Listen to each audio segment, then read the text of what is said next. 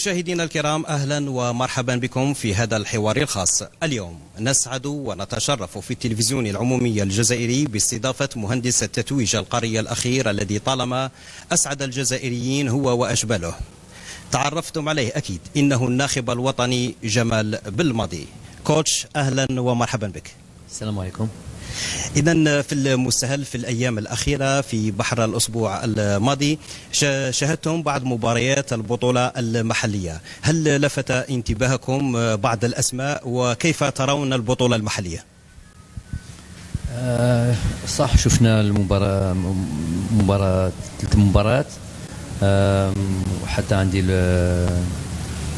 اثنين من الطاقم الفني أو اثنين مدربين، مجد بوقرة وعمارة مرواني، موجودين في الجزائر.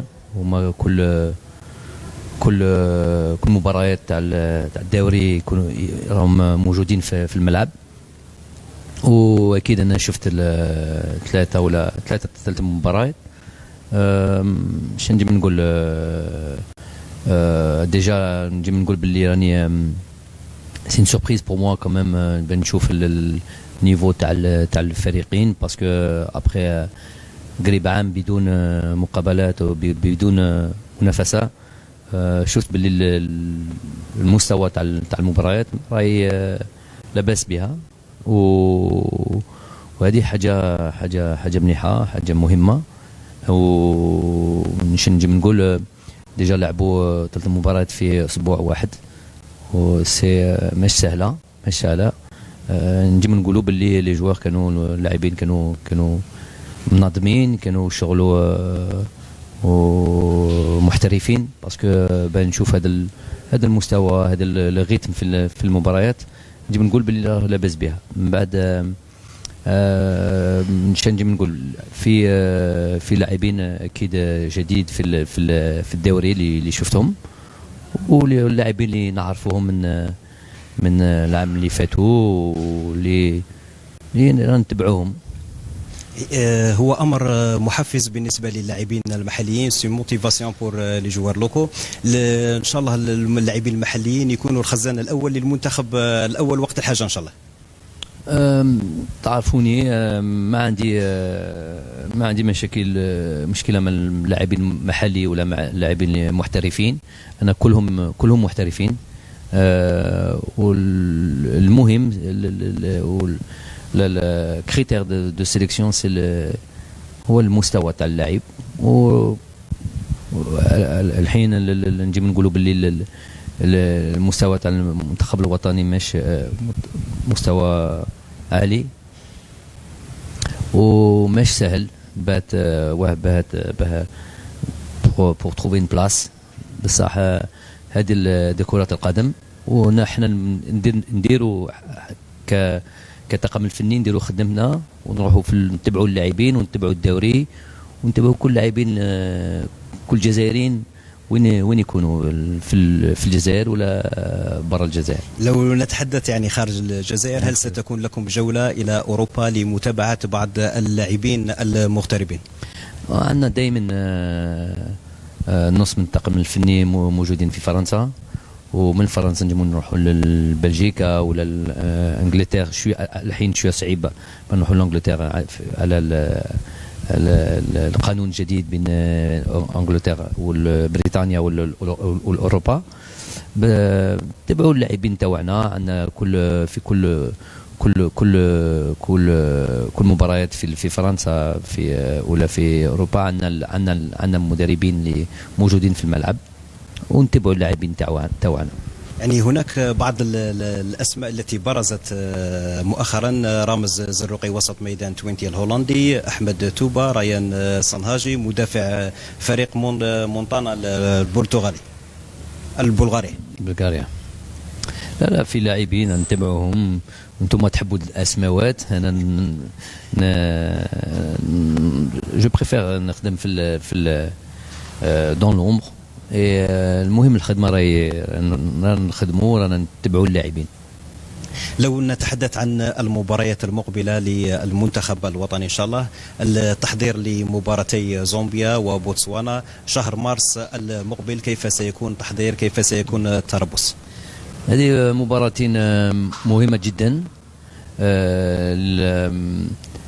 مباراة زامبيا احنا هذه بين لي ك بريباراسيون للمباراة تاع البوركينا فاسو اللي رانا رايحين نسافروا. دونك on va se mettre dans les conditions d'un match à l'extérieur. وحاجة اللي مليحة زامبيا مازال عندهم الفرصة باش يتأهلوا للكاس الافريقية، وهذه مليحة باسكو باغي يعطونا المستوى toutes les forces qu'ils ont, vont jouer avec le plus sérieusement du monde. Et c'est ce qu'on a envie de voir. On a envie de trouver une équipe qui est encore en course pour se qualifier, pour avoir un match de qualité. Inch'Allah, نسيبوا الصعوبات, difficultés, qui vont nous mettre dans un vrai match officiel important, surtout pour cette équipe, d'un point de vue mathématique, mais pour nous aussi, d'un point de vue préparation pour le mois de juin et ce match à l'extérieur au Burkina Faso, pour les qualifications de Coupe du Monde. يعني الجمهور وعشاق المنتخب الوطني الجزائري يتساءلون هل ستكون أسماء جديدة سيعاد استدعاؤها أم هل ستكون أسماء جديدة إن شاء الله؟ هذا السؤال دائما عندي دائما تسقسوها لي.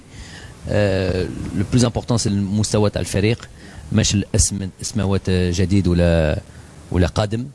انا لو بلوز امبورطون سي المنتخب elle progresse de match en match et elle devient de plus en plus fort.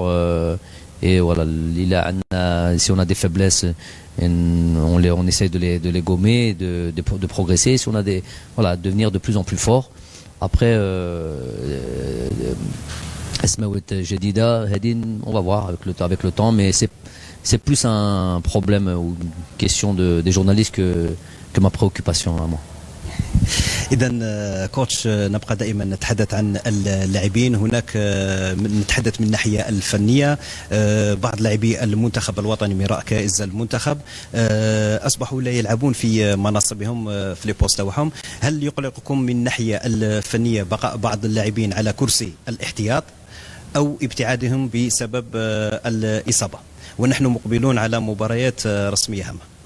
وي سي فري عندنا اللاعبين اللي مهمين تاع المنتخب، نجمو نقولوا اساسيين اللي لعبوا باغ اكزومبل كاس افريقيا ومن بعد كاس افريقيا، والحين راهم ممكن ماشي في الاحسن با دون لا ميغ دي بوزيسيون.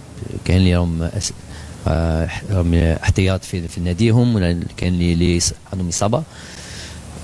هذه هي كرة القدم وهذه سي ا موا تروفي لي سوليسيون. انا لازم نسيب الحلول و je suis payé pour ça et inchallah l'équipe nationale doit compter sur beaucoup de joueurs, plusieurs joueurs plutôt que un groupe de 11 de 13 ou de 15. عندنا اللاعبين وعندنا هذه فرصه للثاني اللاعبين اللي حتى الحين مازال ما كانش عندهم الفرصه بين يلعبوا ولا يلعبوا كثير، نشوفوهم ان شاء الله. انا ما تبان لي بلي ماشي مشكله. بالنسبه يعني لتغيير بعض لاعبي الخضر لمناصبهم، هل يشغل هذا الناخب الوطني جمال بالماضي ام تعتبرونها اضافه؟ يعني تربح لاعب متعدد المناصب جوار بوليفالون او استقرار اي لاعب بمنصبه يمنحه قوه اكثر؟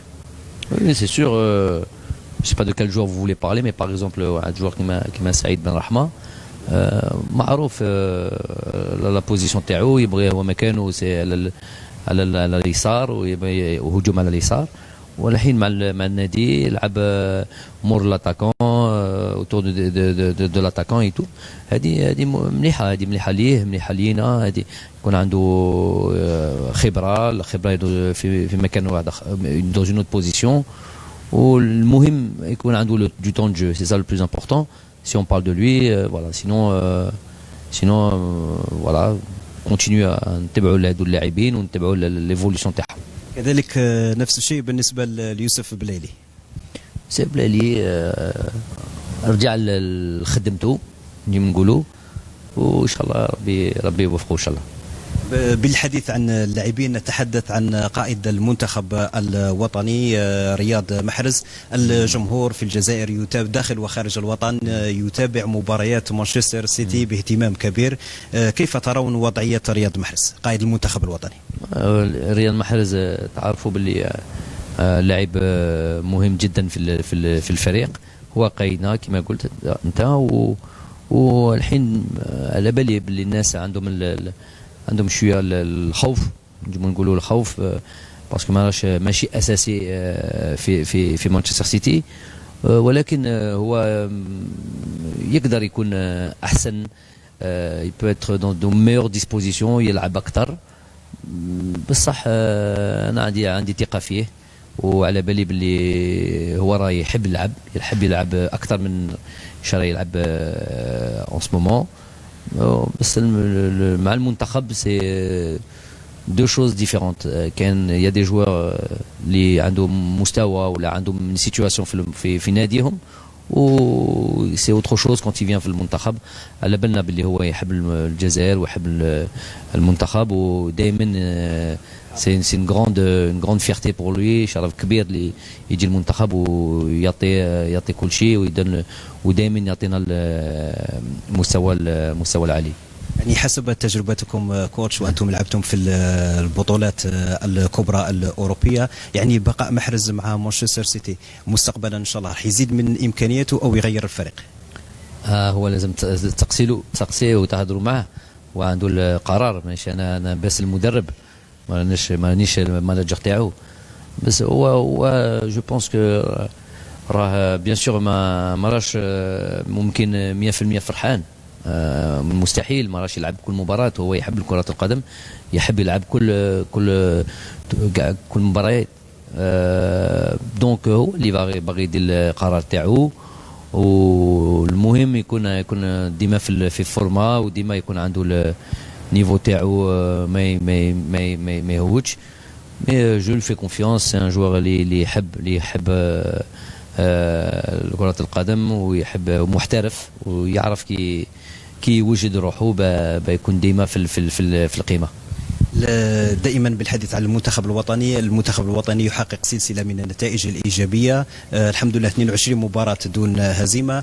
كيف ترون المواجهة المقبلة ضد زامبيا إن شاء الله؟ قلت لك إن شاء الله نبحث عن الفوز إن شاء الله 23. ديما نلعبوا على الفوز. بصح هذه ماشي حاجة مهمة، ولكن ماشي أول شيء اللي نحوسها. أنا نحوس بان نلعبوا مباراة صعيبة، مباراة في المستوى، بنوجدوا روحنا للتصفية كأس العالم. هذه الهدفي وهدفنا إن شاء الله. واكيد ما نحبوش نخسروا، ونحبوا ديما نربحوا، نعطوا ان شاء الله 100% بنفوزوا هذه المباراه ان شاء الله. وبالحديث عن كاس العالم، المنتخب الوطني امام تحدي كبير في التصفيات، كيف ترون هذه المهمه؟ مهم جدا. كاس العالم هو هدفنا الاول. ان شاء الله انا نخدموا، باغي نبداو هذا تصفيه كاس العالم في شهر 6 ولا النهاية تاع شهر 5، وإن شاء الله نكونوا جاهزين إن شاء الله. لو نتحدث عن التكوين والأصناف الصغرى، شاهدنا مؤخرا تأهل الأشبال الخضر U17 لكأس إفريقيا، أول مرة تتأهل هذه الفئة إلى كأس إفريقيا. واش تقولوا على هذا الإنجاز؟ باش نشجعوا اللاعبين الشباب. أكيد نشجعهم، ورانا ديما معاهم، وهذه النتيجة مهمة جدا للبلد، وان شاء الله يكونوا جاهزين في الهدف هذا في كاس افريقيا، ونكونوا موراهم ان شاء الله، نشجعوهم، وان شاء الله ربي يعطيهم التوفيق ان شاء الله. ونحن نتحدث عن الأصناف الصغرى والتكوين. أكاديمية الفاف ببلعباس تفتح أبوابها للاعبين الشباب. أنتم سيد جمال بالماضي بخبراتكم الكبيرة لعبتوا يعني في كبرى الدوريات الأوروبية، سافرتم لعدة بلدان في مسيرتكم الرياضية. كيف ترون تأثير هذه الأكاديمية مستقبلا إن شاء الله؟ لا، إن شاء الله يكون إن شاء الله يخرج غير الخير في المستقبل من هذه الأكاديميات. هذا يكون عندهم أحسن تكوين، هذو اللاعبين، هذو الشبان، وهذه الأكاديميات هذه فرصة لهم بيكون عندهم بيكونوا جاهزين في المستقبل في كرة القدم وفي المستوى العالي. وان شاء الله نكون انا مأكد باللي في المستقبل ان شاء الله يخرجوا لاعبين اللي يلعبوا في المنتخب. وهذه c'est une très bonne décision et un très beau projet. يعني هذه مبادرة للاتحادية الجزائرية لكرة القدم في هذه العهدة. في الأيام المقبلة ستكون هناك انتخابات، هناك بعض الأسماء التي أعربت عن نيتها في الترشح. لو يكون هناك تغيير على رأس الفاف، هل سنشاهد الطاقم الفني وعلى رأسه جمال بالماضي دائما مع الخضر؟ لا دي ماشي سؤال اللي انا نبغي سي با ان سوجي كو جي انفي دو sur lequel j'ai envie de parler. انا ce que j'ai envie de dire اللي البرنامج هو اللي عامل كل شيء. البرنامج اللي ماشي للشخص نحوسه. انا شفنا الشخص وشفنا اش جابوا في الماضي وماشي سي با سا البلوز امبورطون. البلوز امبورطون سي كاسكو بو اللي يجي يجيب الاضافه واللي يجيب حاجه جديده ومليحه البلد هو اللي عنده برنامج شباب. نفس هذا الشيء هذا سو سونتر فيدرال في سيدي بلعباس وفي 5 مليانه وفي ممكن يقولوا على تلمسان يكون جاهز بيانتو. هذا سي سا كي لو بلوز امبورطون اي سي با لي بيرسون. الآن نصل إلى نهاية هذا الحوار الخاص. كلمة ختامية توجهونها لأنصار المنتخب الوطني الجزائري عبر قنوات التلفزيون العمومي الجزائري. نقول لهم أول شيء نزيدوا نكملوا هذو لي زيفور اللي درناهم ديجا على هذا الوباء اللي دائما لازم ما نساوهاش باللي مازال ما كملناش بها. ان شاء الله ربي يجيب الصحة للبلد وشعبنا. وان شاء الله حنا نتمناو كمدربين ولا كلاعبين نتمناو ان شاء الله في اقرب الوقت يجوا الملعب ويجوا يشجعونا ان شاء الله كما دابيتود ان شاء الله فوالا tout ce que je peux souhaiter. جمال بالماضي، شكرا جزيلا لك على إتاحة هذه الفرصة لتنوير الرأي العام ومتتبعي شؤون الكرة المستديرة الجزائرية. شكرا جزيلا مرة ثانية وحظ موفق إن شاء الله. إن شاء الله آمين. بارك الله فيك. إذا مشاهدينا الكرام، الموعد يتجدد وإياكم في قادم الأيام. سلام.